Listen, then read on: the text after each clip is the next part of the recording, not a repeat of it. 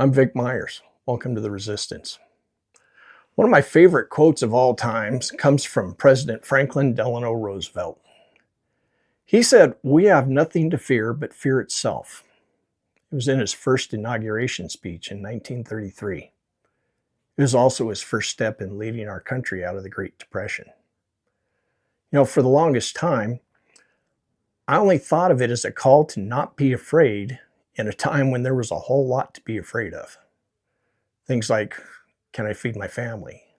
Where's that next meal going to come from? Are we going to lose our home? Scary stuff.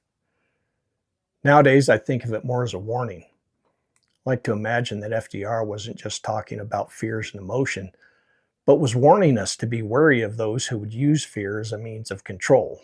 After all, history is full of examples of fear being used like this because it works. It causes people to freeze. It convinces them to stop acting, to stop participating. I remember once when I was about 8 years old, I was face to face with a German Shepherd barking and growling at me, and I froze. I didn't run. I didn't call out. I was paralyzed by fear. That's what fear can do if you let it. I see a lot of fear in the comment sections of my videos. People are afraid of what the Trump administration is doing, and they're more afraid of what they think the Trump administration will do. They're afraid we won't have an election. They're afraid that Trump and the people behind him can't be stopped, that it's all over.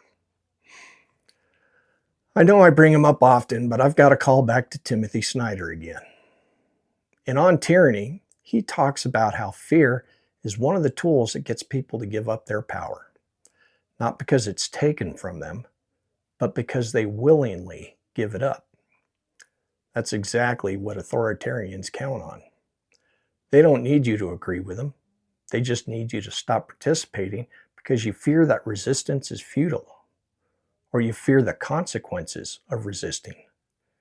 And that's how fear becomes a bigger threat to democracy than a tank, ICE agents, Project 2025, or any of the people driving these things. Because fear can make you decide that your voice no longer matters. The drug war, it was waged because presidents made us fear drugs and drug crime.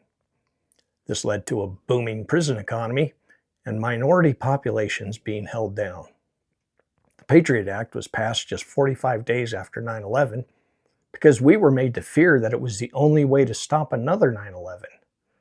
That fear did double duty, and the renewed authorization for use of military force that was passed because of 9/11 is being used today to justify blowing up small boats off the coast of Venezuela. My all-time favorite quote is by Robert Jarvik, the guy who helped develop the artificial heart. He once said, "Leaders are visionaries with a poorly developed sense of fear and no concept of the odds against them. They make the impossible happen." He wasn't saying that fear isn't real. He was declaring that fear doesn't get to make the decisions. He wasn't saying that leadership isn't pretending that everything is okay. He was teaching us that leadership is refusing to let fear paralyze you when the stakes are high. Remember, democracy doesn't end when someone powerful decides to end it. It ends when enough people decide it's already gone. We have nothing to fear but fear itself. Thanks for listening. Good day.